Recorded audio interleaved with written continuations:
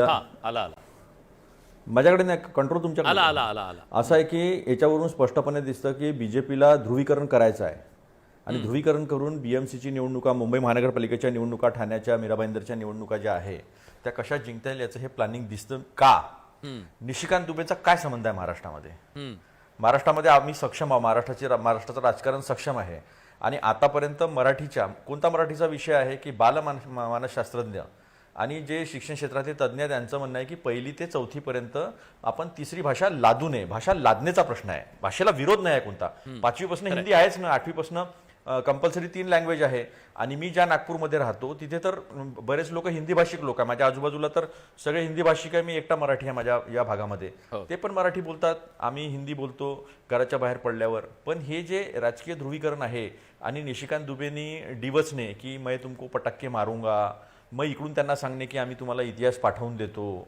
इतिहास पाठवून देतो काय आहे? त्याला गप्प बसायला सांगायचं ना फडणवीसांनी. आशिष शेलार काय सांगतात विधानसभेमध्ये उभे राहून.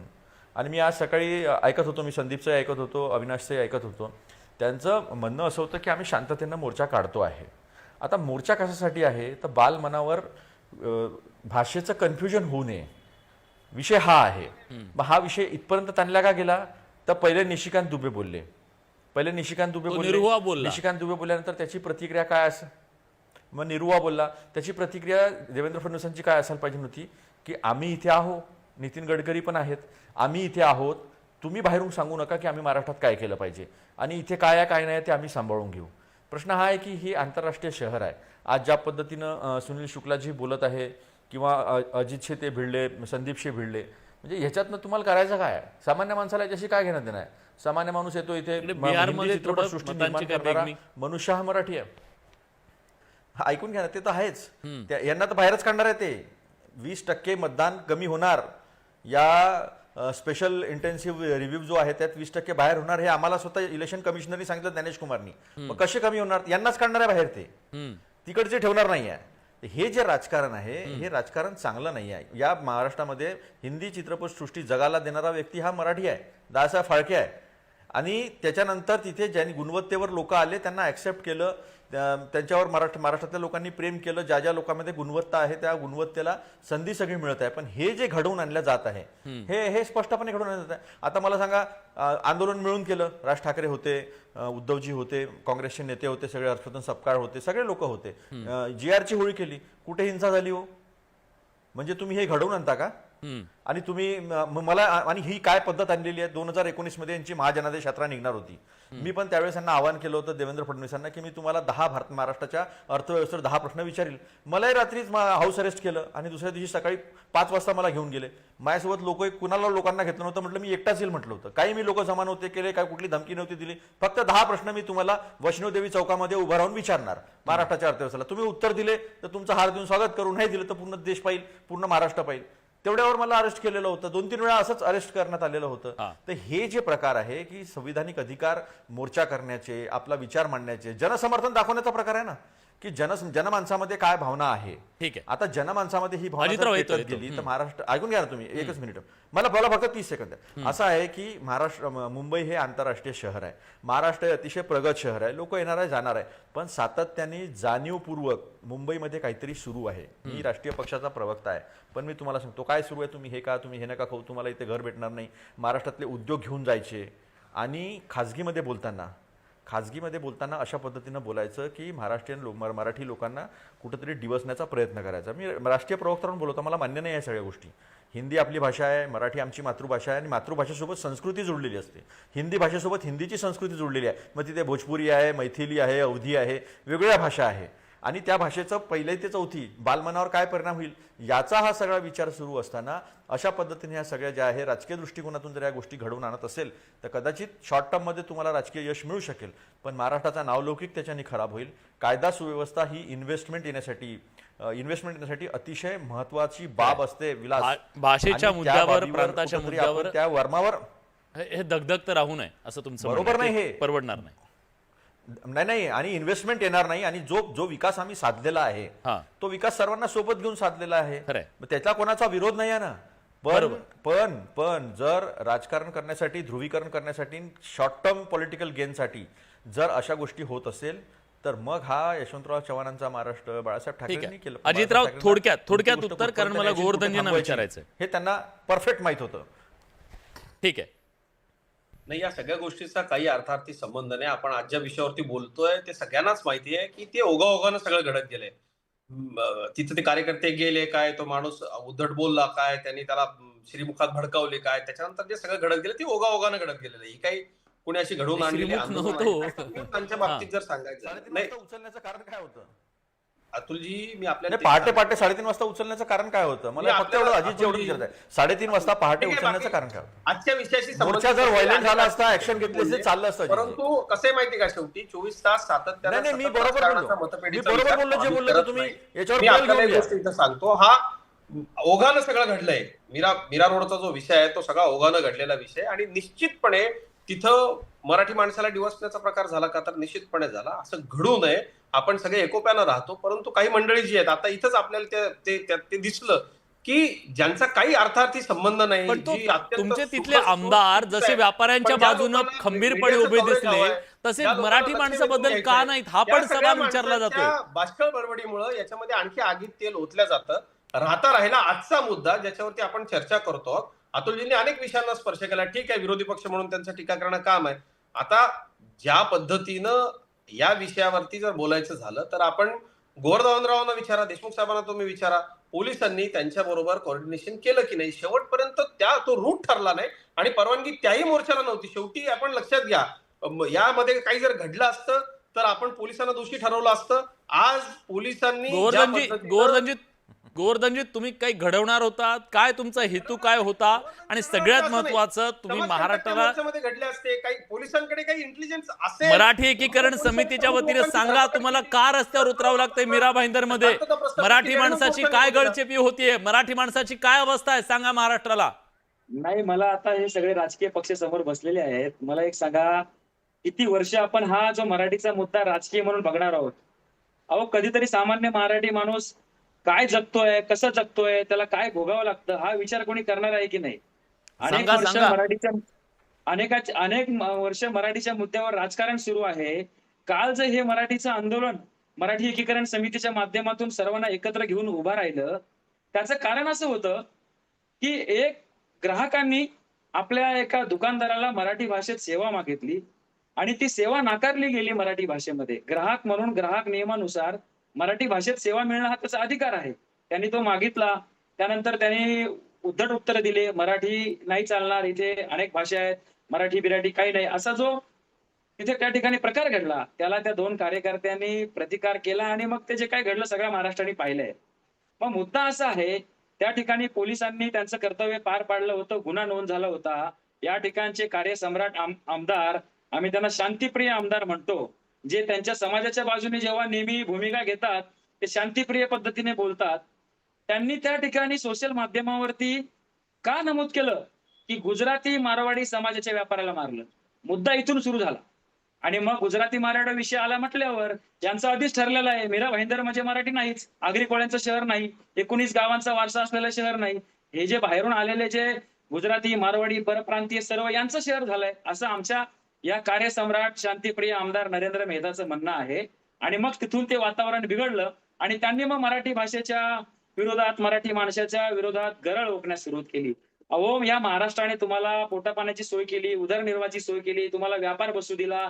बरं, आमच्या दुर्दैवाने आमच्या काही मराठी माणसाने तुमच्यासाठी भाषा देखील सोडली हो. अजून तुमच्यावर काय उपकार करायचे होते या महाराष्ट्राने? आणि इतके उपकार करून देखील जर तुम्ही आमच्या विरोधात, मराठी माणसाच्या विरोधात, मराठी भाषेच्या विरोधात मोर्चा काढताय, ताकद दाखवताय आम्हाला तुम्ही. तुमच्या बाजूला मी काय आकडे चालवतोय? समितीचं म्हणणं होतं की गोवर्धनजी, तुमच्या बाजूला मी काय आकडे चालवतोय?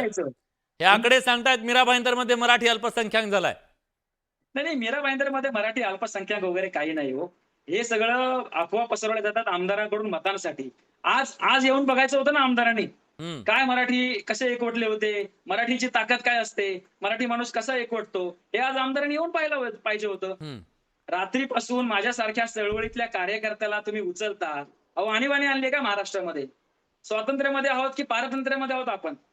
मी चळवळीतला सामान्य कार्यकर्ता आहे. राजकीय पक्षाचं ठीक आहे, त्यांना सवय आहे, पण आम्ही सामान्य माणसं, या कायद्याने लढणारे माणसं, चळवळी राबून जनजागृती करणारे माणसं, माझ्यासारख्या माणसाला म्होरक्या म्हणून तुम्ही 163ची नोटीस देता, मला तडीपार करता या शहरामधून. ज्या शहरामध्ये मी राहतो त्या शहरामधून मला भूमिगत व्हावं लागतं.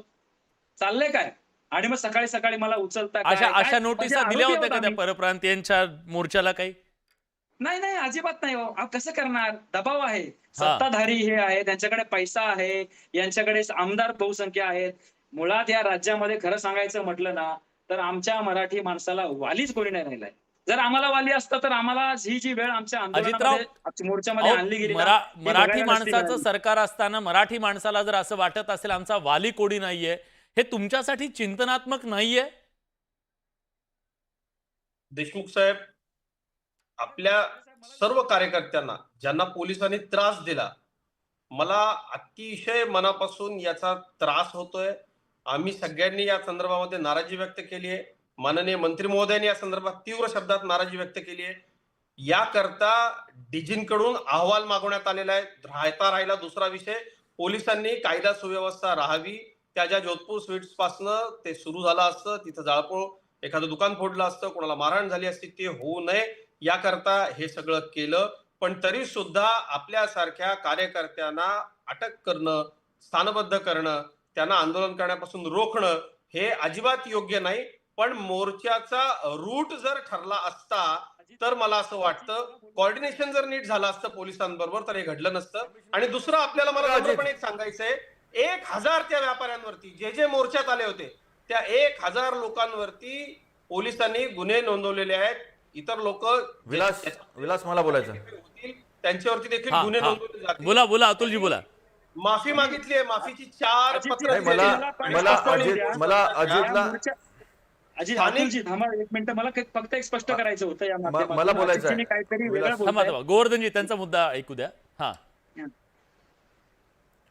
अतुलजी बोला. मला स्पष्टपणे अजितजीला हे विचारायचं आहे. मला पक्का माहिती आहे ॲडमिनिस्ट्रेशनमध्ये काय होत असते. विदाऊट पॉलिटिकल विल, पॉलिटिकल मास्टर्सकडनं काही ऑर्डर मिळाल्याशिवाय अशा कारवाया होत नसतात. मला एक सांगा, तुम्ही ज्यांनी हे केलेलं आहे त्यांच्यावर तुम्ही काही ॲक्शन घेणार आहात का? सस्पेन्शन करणार आहात का अशा लोकांनी जे केलेलं आहे ते? आणि कोणी केलं हे जनतेसमोर येईल का? ठीक आहे अजितराव. कोणाच्या ऑर्डरवर झालं हे? एक मला इथं आपल्याला सांगायचं आहे स्पष्टपणे, काय? स्थानिक पातळीवरती आपण असं समजू एक वेळ तिथं आमदाराचा दबाव होता, परंतु या आंदोलनाच्या आदल्या दिवशी विना परवानगी ज्या तिथं व्यापाऱ्यांनी मोर्चा काढला होता त्या 1000 लोकांवरती, थोड्या थडक्याने तब्बल 1000 लोकांवर गुन्हा दाखल केला. अतुलजी, मला आपल्याला अतिशय विनम्रपणे एक सांगायचं आहे की जर इथं कायदा सुव्यवस्थेची थोडीशी जरी परिस्थिती निर्माण झाली आमदारांनी असती, दबाव आणला आपलीच लहान त्या मुलं, आमदारावर आपल्या तुम्ही काय घरातले कारवाई लोक, करणार आहात? स्त्रिया, आणि हे मराठी लोकांचं मला आंदोलन तेच होतं, म्हणायचं आपलं आहे. आंदोलन होतं. त्याच्यात जर काही गैरप्रकार घडला असता, चुकून एखाद्याला काही दुखापत झाली असती, काही जरी झालं असतं, संदीपजी, शेवटी त्यांना भीती जबाबदार होती. पोलिसांना माझं धरण्यात म्हणणं आलं. स्पष्टपणे आहे. मला असं आहे. तरी सुद्धा आपले आंदोलक आहेत त्यांनी आरोप केले, एकांगी नाराजी कारवाईमुळे झालेलं आहे. नाही, मला मगाचपासून तसं आपल्याला अभिजी एका हे वेळेला सांगतायत म्हणता येईल. की जर असं 1000 घडलं असतं लोकांना तसं घडलं असतं, मग हे व्यापाऱ्यांच्या पण मोर्चात घडू शकत होतं ना? का त्यांच्या मोर्चात नाही घडू शकत? हे फक्त 100% मराठी माणसांनी एकांगी कारवाई काढलं, झाली त्यांच्या असेल. मोर्चात घडतं आणि गुजरातांच्या मोर्चात नाही घडत, हे कुठलं लॉजिक आहे? तसाच मोर्चा आपलाही होता, परंतु या आणि आम्ही पोलिसांची संपर्कात रूट आहे, जो होतो, मार्ग आहे. पोलिसांची आमचं बोलणं होत होतं. याच्या आधी पण मोर्चा निघाला अजितराव, म्हणलं आता काय होतं. पहिलेच मोर्चा नाही मोर्चा काढा. याच्या आधी पण मोर्चे सभा निघालेले करा. आहेत. काही याच्या हरकत आधी नव्हती. महाराष्ट्र नवनिर्माण सेनाने मोर्चा नाही काढलेत का? याच्या आधी मराठी माणसांनी मोर्चा नाही काढलात का? प्रत्येक मोर्चात मराठी माणूस मारामारच करतो. हे कुठलं लॉजिक आहे? नाही, आणि मग याच्यामध्ये गुजराती मला जे मोर्चे काढणार त्याच्यात रूट मारामाऱ्या नाही ठरला होत. नाही मराठी ना. माणसाच्या मोर्चात मारामाऱ्या होतात. त्या- जिथं गुजराती मारवाडी बरं, व्यापाऱ्यांची विषय असा आहे की आम्ही तुम्ही जाऊ. आमच्या पुन्हा मोर्चाच्या सुरुवात आदल्या करू. दिवशी तुम्ही आणि त्यांच्यावर मग गुन्हा दाखल केलात. संदीपजी, ज्या दिवशी साधा मोर्चा विषय काढला आहे. त्या दिवशी का नाही गुन्हा दाखल अजितराव, झाला? थोडंसं काही अजितराव, झालं असतं. अजितराव. काय माध्यमांवरती देशपातळीवरती महाराष्ट्र अजितराव आता देश याचा पातळीवर यावर काय विचार जात केला ऐकवू का तुम्हाला? याचा देश यावर पातळीवर विचार केला काय पाहिजे. चाललं ऐकवतो तुम्हाला. थोडं थांबा, तो ऐका आता फक्त. शुक्लाजी, तुम्हाला मुंबई महानगरपालिकेवर उत्तर भारतीय किंवा परप्रांतीय असा तुमच्या याचा महापौर बसवायचा असं तुम्ही म्हणालात. जरा कॅल्क्युलेशन सांगता, तुमच्याकडे कसं आहे कॅल्क्युलेशन? 2017चं कॅल्क्युलेशन बोलतो मी. हा, 30% माझे मराठी भाऊ आहेत, 32% हे माझे उत्तर भारतीय आहेत. मुंबई महानगरपालिकाचं 16% हे गुजराती भाऊ आहेत. 10% आणि 16 धरून इतर आणि मुसलमान लोक आहेत. हम्म. आता आपलं पक्ष आता घडवलेला आहे आपण, आणि अगोदर उत्तर भारतीय वोट बीजेपीला करायचा किंवा काँग्रेसला करायचा, पण आमच्यावर जे मानहान चालू झालेला आहे, हा. आमची लोक हे त्रास झालेत की आता आपण कुणाला वोट द्यायचा. आता आपला पक्ष घडवलेला आहे, हम्म. लोकांना वोट द्यायचा आहे एका पक्षाला जो त्यांचं संरक्षणचं सुनिश्चित करणार आहे. हम्म. आणि एकमात्र पक्ष आहे, मी म्हणतो उत्तर भारतीय लोकांचा. हे लोकतंत्र आहे. I have every right to unite my people which I am doing it, and MNS has every right to unite every Marathi people, and I can hmm. Find MNS यावेळी त्यांचा नंबर येणार, नक्कीच येणार. ज्याप्रमाणे राजसाहेबने एक विषय घेतलेला आहे हिंदी आणि मराठी भाषेचा, पण तुम्ही त्याचा तुमचं परिणाम सांगा, एकच मनसेचं बघू आलाय. आपण. हम्म. हा तेच मी बोलतो. हा साइड इफेक्ट आहे. यू कॅन से आडवे झाला तुम्ही. हा. आपले जे लोक आहेत ते एकत्रित येतात, आणि हे ग्राउंड रियालिटी मी बोलतो. म्हणजे it's not a superficial thing. People are joining. लोक शिंदे गट सोडून, काँग्रेस गट सोडून, बजरंग दलचे लोक आहे, विश्व हिंदू परिषदचे, बीजेपीचे, तिकडचं सोडून माझ्या पक्षात प्रवेश घेत आहेत. आणि दिस इज व्हॉट इज रिक्वायर्ड. हे आम्हाला घडवायचं होतं की आम्हाला सुरक्षा सुनिश्चित जर करायचं असेल तर ते राजनीतिक द्वाराने होऊ शकतो. अरे तुम्ही एवढं नुसतं प्लॅनिंग तुम्ही केल्यावर आंदोलन केलं त्या अजितरावांच्या किंवा तुम्ही- पक्षाचं काय व्हायचं? अरे ते बसलेत तिकडे. कुठल्या त्यांचं? हो, यांना विचारा. अजितरावांच्या एक शेवटची पक्षासाठी- कमेंट, वेळ संपला माझा. यांनी जर आमचं संरक्षण केलं असतं, या पक्षाचा जन्म झाला नसतं, आपण हा. एक आपल्या मराठीत झालंच म्हण आहे, नसतं. हा. मूर्खाच्या नंदनवनात.